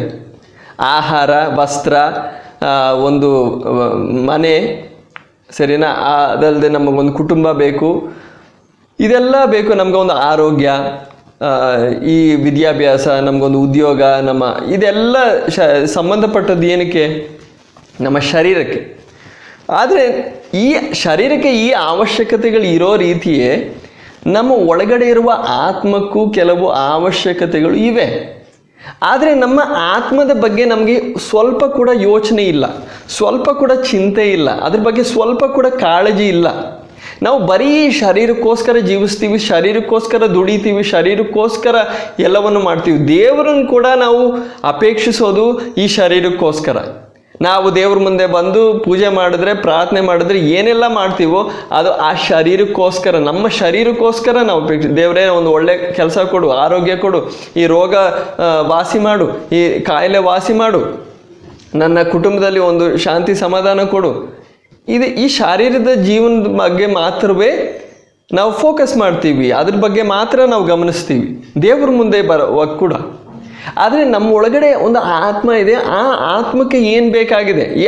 ನಮ್ಮ ಒಳಗಡೆ ಇರುವ ಆತ್ಮಕ್ಕೆ ಆಹಾರ ಬೇಡ, ಅದಕ್ಕೆ ವಸ್ತ್ರ ಬೇಡ, ಅದಕ್ಕೆ ಮನೆ ಬೇಡ, ಇದು ಯಾವುದು ಬೇಡ. ಇದೆಲ್ಲ ಬೇಕಾಗಿರೋದು ನಮ್ಮ ಶರೀರಕ್ಕೋಸ್ಕರ ಮಾತ್ರ. ಆದರೆ ಪ್ರಿಯರೇ, ಸಮಸ್ಯೆ ಇರೋದು ಇಲ್ಲಿ. ನಾವು ಬರೀ ನಮ್ಮ ಶರೀರಕ್ಕೋಸ್ಕರ ಏನೆಲ್ಲ ಮಾಡಬೇಕು ಮಾಡ್ತಾ ಇದ್ದೀವಿ, ಆದರೆ ನಮ್ಮ ಒಳಗಡೆ ಇರುವ ಆತ್ಮದ ಬಗ್ಗೆ ನಾವು ಯೋಚನೆ ಮಾಡ್ತಾ ಇಲ್ಲ. ಆಗ ಈ ಒಂದು ಅವಸ್ಥೆ, ನಾವು ನಮ್ಮ ಶರೀರದ ಬಗ್ಗೆ ಮಾತ್ರ ಯೋಚನೆ ಮಾಡ್ತಾ, ನಮ್ಮ ಶರೀರದ ಅವಶ್ಯಕತೆಗಳು, ಸಮಸ್ಯೆಗಳು, ಅದರ ಆಸೆಗಳು, ಅದರ ಬಗ್ಗೆ ಮಾತ್ರ ಯೋಚನೆ ಮಾಡ್ತಾ, ಅದಕ್ಕೋಸ್ಕರ ದುಡಿತಾ, ದೇವ್ರ ಮುಂದೆನೂ ಅದಕ್ಕೋಸ್ಕರ ಬರ್ತಾ ಇರುವಾಗ ಈ ಅವಸ್ಥೆ ಎಂಥದ್ದು ಅಂದರೆ ಮುಳ್ಳು ಗಿಡಗಳು ಬೆಳೆದಿರುವ ಒಂದು ಅವಸ್ಥೆ. ಇಂಥ ಒಂದು ಅವಸ್ಥೆಯಲ್ಲಿ ನೀವು ಸುವಾರ್ತೆಯನ್ನು ಕೇಳಿದ್ರೆ ನೀವು ಆ ಸುವಾರ್ತೆಯನ್ನು ಸ್ವೀಕರಿಸೋದಕ್ಕೆ ಸಾಧ್ಯ ಅಲ್ಲ, ಆ ಸುವಾರ್ತೆ ಮೂಲಕ ನೀವು ರಕ್ಷಣೆ ಹೊಂದೋದಕ್ಕೆ ಸಾಧ್ಯ ಅಲ್ಲ. ಈ ಮುಳ್ಳು ಗಿಡಗಳನ್ನ ಕಿತ್ತು ಬಿಸಾಕಬೇಕು. ಅದು ಹೇಗೆ ಆ ಕೆಲಸ ಹೇಗೆ ನಡೆಯುತ್ತೆ ಅಂದರೆ, ದೇವರ ವಾಕ್ಯದ ಮೂಲಕ ನಮ್ಮ ಕಣ್ಣುಗಳು ಪ್ರಕಾಶವಾಗಿ ನಮಗೆ ಒಂದು ಪ್ರಜ್ಞೆ ಉಂಟಾಗಬೇಕು, ಒಂದು ಎಚ್ಚರಿಕೆ ಉಂಟಾಗಬೇಕು. ಒಬ್ಬ ವ್ಯಕ್ತಿ ಮದ್ಯಪಾನ ಮಾಡಿ ಅವನು ನಶೆಯಲ್ಲಿರುವಾಗ ಅವನು ಹಾಗೆ ಯಾವೊಂದು ಪ್ರಜ್ಞೆ ಇಲ್ಲದೆ ಬಿದ್ದಿರ್ತಾನೆ. ಇಲ್ಲದ್ರೆ ನಿದ್ದೆ ಇಲ್ಲ ಇರುವಾಗ, ನಾವು ನಿದ್ದೆಯಲ್ಲಿರುವಾಗ ನಮಗೆ ಸರಿಯಾಗಿ ಪ್ರಜ್ಞೆ ಇಲ್ಲ, ನಮ್ಮ ಸುತ್ತಲೂ ಏನೆಲ್ಲ ನಡೀತಾ ಇದೆ ಅಂತ ನಾವು ನಮ್ಮ ನಿದ್ದೆಯಲ್ಲಿ ಮಗ್ನರಾಗಿದ್ದೀವಿ. ಆ ಒಂದು ಅವಸ್ಥೆಯಲ್ಲಿ ಒಬ್ಬನನ್ನು ನಾವು ಹೇಗೆ ತಟ್ಟೆ ಎಬ್ಬರಿಸ್ತೀವಿ, ಅದೇ ರೀತಿ ದೇವರ ವಾಕ್ಯ ನಮ್ಮನ್ನು ತಟ್ಟೆ ಎಬ್ಬರಿಸುತ್ತೆ. ನಮ್ಮ ಶರೀರ ಎಂಥದ್ದು, ನಮ್ಮ ಒಳಗಡೆ ಇರುವ ಆತ್ಮದ ಬೆಲೆ ಏನು, ನಮ್ಮ ಶರೀರದ ಅವಶ್ಯಕತೆಗಳು, ನಮ್ಮ ಆತ್ಮದ ಅವಶ್ಯಕತೆಗಳು ಅನ್ಯೋನ್ಯ ನಾವು ತುಲನೆ ಮಾಡಿ ನೋಡುವಾಗ ಯಾವುದು ಮುಖ್ಯ ಅಂತ ನಮಗೆ ಕಣ್ಣು ಬಿಚ್ಚಿ ತಿಳಿಸಿ ನಮ್ಮನ್ನು ತಟ್ಟೆ ಎಬ್ಬರಿಸುತ್ತೆ ದೇವರ ವಾಕ್ಯ. ಆಗ ಆ ರೀತಿಯಾದ ವಾಕ್ಯ ಭಾಗಗಳು ದೇವರ ವಾಕ್ಯವಾದ ಸತ್ಯವೇದದಲ್ಲಿ ಅನೇಕ ಸ್ಥಳಗಳಲ್ಲಿ ಉಂಟು. ಆದರೆ ಒಂದು ವಾಕ್ಯ ಭಾಗವನ್ನು ನಾವು ಇವಾಗ ಗಮನಿಸೋಣ. 1 ಪೇತ್ರ, ಈ ವಾಕ್ಯ ಭಾಗವನ್ನು ನಾವು ಮುಂಚೆನೂ ಗಮನಿಸಿದ್ವಿ. ಆದರೆ ಇವಾಗ 1 ಪೇತ್ರ 1ನೇ ಅಧ್ಯಾಯದಲ್ಲೇ 24ನೇ ವಾಕ್ಯ ನಾವು ಗಮನಿಸೋಣ. ನರಜಾತಿಯೆಲ್ಲ ಹುಲ್ಲಿನ ಹಾಗಿದೆ, ಅದರ ಪ್ರಭಾವವೆಲ್ಲ ಹುಲ್ಲಿನ ಹೂವಿನಂತದೆ. ಹುಲ್ಲು ಒಣಗಿ ಹೋಗುವುದು, ಹೂವು ಉದುರಿ ಹೋಗುವುದು. ಕರ್ತನ ಮಾತು 25ನೇ ವಾಕ್ಯ. ಕರ್ತನ ಮಾತು ಸದಾಕಾಲವೂ ಇರುವುದು ಎಂದು ಹೇಳಿದೆಯಷ್ಟೇ. ಆ ಮಾತು ಯಾವುದೆಂದರೆ ನಿಮಗೆ ಸಾರಲ್ಪಟ್ಟ ಸುವಾರ್ಥ ವಾಕ್ಯವೇ. ಇಲ್ಲಿ ಪ್ರಿಯರೇ 24ನೇ ವಾಕ್ಯದಲ್ಲಿ ನಾವು ಓದಿದ್ವಿ, ನರಜಾತಿಯೆಲ್ಲ ಅಂದರೆ ಮನುಷ್ಯರೆಲ್ಲ ಹುಲ್ಲಿನ ಹಾಗಿದೆ, ಅದರ ಪ್ರಭಾವವೆಲ್ಲ ಹುಲ್ಲಿನ ಹೂವಿನಂತದೆ. ಅಂದರೆ ಏನು? ನಮ್ಮ ಶಾರೀರಿಕವಾದ ಭೌಮಿಕವಾದ ನಮ್ಮ ಜೀವನದ ಬಗ್ಗೆ ದೇವರ ವಾಕ್ಯ ನಮಗೆ ತಿಳಿಸ್ತಾ ಇದೆ. ಇದು ನಮ್ಮ ಒಳಗಡೆ ಇರುವ ಆತ್ಮದ ಬಗ್ಗೆ ಅಲ್ಲ. ನಾವು ನೋಡಿದ್ವಿ, ಮನುಷ್ಯನಲ್ಲಿ ಏನಿದೆ, ಶರೀರ ಮಾತ್ರ ಅಲ್ಲ, ಆತ್ಮ, ಪ್ರಾಣ, ಶರೀರ. ಹಾಗೆ ಶರೀರವಾದ ಆ ಶಾರೀರಿಕವಾದ ಭಾಗವನ್ನು ನಾವು ಗಮನಿಸಿದ್ರೆ ನಮ್ಮ ಶಾರೀರಿಕ ಜೀವನವನ್ನು ದೇವರ ವಾಕ್ಯ ತಿಳಿಸೋದು ಅದೆಲ್ಲ ಹುಲ್ಲಿನ ಹಾಗಿದೆ. ಈ ಶಾರೀರಿಕವಾದ ಜೀವನಕ್ಕೆ ಇರುವ ಎಲ್ಲ ಪ್ರಭಾವ, ಎಲ್ಲ ರೀತಿಯಾದ ಅಂದ ಚಂದಗಳೆಲ್ಲ ಅದು ಹುಲ್ಲಿನ ಮೇಲೆ ಬೆಳೆದಿರೋ ಹೂವಿನ ರೀತಿ ಇದೆ. ಹುಲ್ಲಿನ ಮೇಲೆ ಹೂವು ಬೆಳೆದಿದ್ರೆ ಹೇಗೆ ಆ ಹುಲ್ಲು ಚಂದವಾಗಿರುತ್ತೆ ನೋಡೋದಕ್ಕೆ, ಅದೇ ರೀತಿ ಮನುಷ್ಯ ಈ ಲೋಕದಲ್ಲಿ ಈ ಶರೀರದಲ್ಲಿ ಜೀವಿಸುವಾಗ ಆತನಿಗೆ ಒಳ್ಳೆ ಆರೋಗ್ಯ, ಒಂದು ಒಳ್ಳೆ ಸೌಂದರ್ಯ, ಐಶ್ವರ್ಯ, ಒಂದು ಒಳ್ಳೆ ಕುಟುಂಬ, ಒಂದು ಒಳ್ಳೆ ಉದ್ಯೋಗ, ಒಂದು ಒಳ್ಳೆ ಸ್ಥಾನಮಾನ, ಜನರ ಮೇಲೆ ಪ್ರಭಾವ, ಇದೆಲ್ಲ ಇದ್ದರೆ, ಸಾಮಾಜಿಕ ಒಂದು ಪದವಿ, ಸಾಮಾಜಿಕವಾದ ಸಮಾಜದಲ್ಲಿ ಒಂದು ಒಳ್ಳೆ ಸ್ಥಾನ ಇದ್ದರೆ ಆ ಮನುಷ್ಯನಿಗೆ ನೋಡೋದಕ್ಕೆ ಒಂದು ಶೋಭೆಯಾಗಿರುತ್ತೆ. ಆದರೆ ಹುಲ್ಲು ಒಣಗಿ ಹೋಗುವುದು, ಹೂವು ಉದುರಿ ಹೋಗುವುದು. ಅದೇ ರೀತಿ ನಮ್ಮ ಶರೀರ ಒಂದಿನ ಕೊಳೆತು ನಾಶ ಆಗುತ್ತೆ, ಈ ಮಣ್ಣಿಗೆ ಸೇರುತ್ತೆ. ಅದ್ರ ಜೊತೆ ಈ ಹುಲ್ಲಿನ ಮೇಲಿದ್ದ ಈ ಹೂವೆಲ್ಲ ಬಾಡಿ ಹೋಗುತ್ತೆ. ನಮ್ಮ ಆರೋಗ್ಯ ಎಷ್ಟೇ ಆಗಿರಲಿ, ನಮ್ಮ ಸೌಂದರ್ಯ ಎಷ್ಟೇ ಆಗಿರಲಿ, ಎಷ್ಟೇ ನಮ್ಮ ಮನೆ ದೊಡ್ಡದಾಗಿರಲಿ, ಏನೇ ಒಂದು ದೊಡ್ಡ ಉದ್ಯೋಗ ಆಗಿರಲಿ, ಸಮಾಜದಲ್ಲಿ ನಿಮ್ಗೆ ಎಷ್ಟು ದೊಡ್ಡ ಸ್ಥಾನಮಾನ ಇದ್ದರೂ ಇದೆಲ್ಲ ಸಮಾಧಿಯನ್ನು ದಾಟಲ್ಲ. ಮರಣದ ಜೊತೆ ಇದೆಲ್ಲ ಮುಗಿಯುತ್ತೆ. ಆದರೆ ಕರ್ತನ ಮಾತು ಸದಾಕಾಲವೂ ಇರುವುದು, ದೇವರ ವಾಕ್ಯ ಸದಾಕಾಲವೂ ಇರುವುದು. ಆಗ ದೇವರ ವಾಕ್ಯ ನಮ್ಮನ್ನು ತಟ್ಟೆ ಎಬ್ಬರಿಸ್ತಾ ಇದೆ. ನೀನು ಈ ಶರೀರಕ್ಕೋಸ್ಕರ ಇಷ್ಟು ಯೋಚನೆ ಮಾಡ್ತೀಯ, ಯೋಚನೆ ಮಾಡಬಾರ್ದು ಅಂತ ಅಲ್ಲ. ಹಾಗೆ ಈ ರೀತಿ ಹೇಳುವಾಗ ನಮಗೆ ಶರೀರಕ್ಕೋಸ್ಕರ ಏನೆಲ್ಲ ಬೇಕು ಅದು ಬೇಡವಾ, ಅದಕ್ಕೋಸ್ಕರ ಕೆಲಸ ಮಾಡಬೇಡವಾ? ಮಾಡಬೇಕು. ಇವಾಗ ಒಬ್ಬ ವ್ಯಕ್ತಿ, ನೀವು ಎಲ್ಲಾದರೂ ಬಸ್ಸಲ್ಲಿ ನೀವು ಪ್ರಯಾಣ ಮಾಡ್ತೀರಾ ಅಂದ್ಕೊಳ್ಳಿ. ಬಸ್ ಹತ್ತುವಾಗ ನೀವು ಅಲ್ಲಿ ಕೂತ್ಕೊಳ್ಳೋಕ್ಕೆ ಒಂದು ಸೀಟ್ ಸಿಕ್ಕಿದ್ರೆ ಒಳ್ಳೆಯದು, ಅಲ್ಲಿ ಸ್ವಲ್ಪ ಜಾಗ ಇದ್ದರೆ ಒಳ್ಳೆಯದು, ಅಲ್ಲಿ ಉಸಿರಾಡೋದಕ್ಕೆ ಗಾಳಿ ಬೇಕು. ಅಲ್ಲಿ ಸ್ವಲ್ಪ ದೂರದ ಪ್ರಯಾಣ, ಇವಾಗ ಟ್ರೈನಲ್ಲಿ ಒಂದು ದಿನ ಪ್ರಯಾಣ ಮಾಡುವಾಗ ಅಲ್ಲಿ ಯಾರಾದರೂ ನಿಮಗೆ ಊಟ ಕೊಡೋದಕ್ಕೆ ಯಾರಾದರೂ ಬಂದರೆ, ಅಂದರೆ ನೀವು ಊಟ ತಗೊಳ್ಳೋಕ್ಕೆ ಒಂದು ಸೌಲಭ್ಯ ಇದ್ದರೆ, ನೀರು ಕುಡಿಯೋದಕ್ಕೆ ಸೌಲಭ್ಯ ಇದ್ದರೆ, ಒಂದು ಟಾಯ್ಲೆಟು ಬೇಕು. ಇದೆಲ್ಲ ಸೌಲಭ್ಯಗಳು ನಮಗೆ ಬೇಕು. ಯಾಕಂದರೆ ಪ್ರಯಾಣ ಮಾಡುವಾಗ ಅದೆಲ್ಲ ಬೇಕಾಗಿದೆ, ಇಲ್ಲ ಅಂತ ಇಲ್ಲ.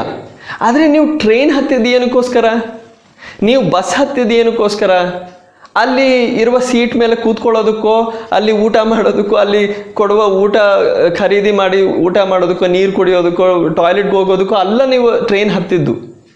ನೀವು ಟ್ರೈನ್ ಹತ್ತಿದ್ದು ಯಾವುದೋ ಒಂದು ಸ್ಥಳಕ್ಕೆ ಹೋಗೋದಕ್ಕಾಗಿ. ಆ ಉದ್ದೇಶದಿಂದ ನೀವು ನಿಮ್ಮ ಮನೆಯಲ್ಲಿರುವ ಒಳ್ಳೆ ಸೋಫಾ, ಒಳ್ಳೆ ಚೇರ್ಗಳು ಎಲ್ಲ ಬಿಟ್ಬಿಟ್ಟು ನೀವು ಆ ಟ್ರೈನಲ್ಲಿರುವ ಒಂದು ಸೀಟಿಗೋಸ್ಕರ ಸೀಟಿನ ಮೇಲೆ ಕೂತ್ಕೊಳ್ಳೋದಕ್ಕೆ ನೀವು ಸಿದ್ಧ ಆಗಿದ್ರಿ. ನಿಮ್ಮ ಮನೆಯಲ್ಲಿರುವ ಎಲ್ಲ ಆರಾಮು, ಎಲ್ಲ ವಿಶ್ರಾಂತಿ ಎಲ್ಲ ಬಿಟ್ಬಿಟ್ಟು ನೀವು ಪ್ರಯಾಣಕ್ಕೆ ಸಿದ್ಧರಾದ್ರಿ. ಏನಕ್ಕೆ? ನೀವು ಎಲ್ಲೋ ಹೋಗಬೇಕು ಅಂತ ಬಯಸ್ತಾ ಇದ್ದೀರ. ಒಂದು ಉದ್ದೇಶ ಇದೆ, ಒಂದು ಗುರಿ ಇದೆ.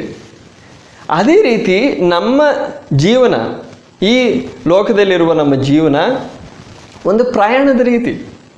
ನಾವೆಲ್ಲೋ ಹೋಗ್ತಾ ಇದ್ದೀವಿ, ಆ ಪ್ರಯಾಣಕ್ಕೋಸ್ಕರ ನಾವು ಸಿದ್ಧ ಆಗಬೇಕು. ಎಲ್ಲಿ ಹೋಗ್ತಾ ಇದ್ದೀವೋ ಅಲ್ಲಿ ಇಳಿಯೋದಕ್ಕೋಸ್ಕರ ನಾವು ಸಿದ್ಧ ಆಗಬೇಕು. ಆದರೆ ಈ ಪ್ರಯಾಣದ ಮಧ್ಯದಲ್ಲಿ ನಮಗೆ ಬೇಕಾದದ್ದೆಲ್ಲ ಬೇಕು, ಇಲ್ಲ ಅಂತ ಇಲ್ಲ. ಅದನ್ನೆಲ್ಲ ಒದಗಿಸೋನು ಯಾರು? ದೇವರೇ ಇದನ್ನೆಲ್ಲ ಒದಗಿಸ್ತಾ ಇರೋದು.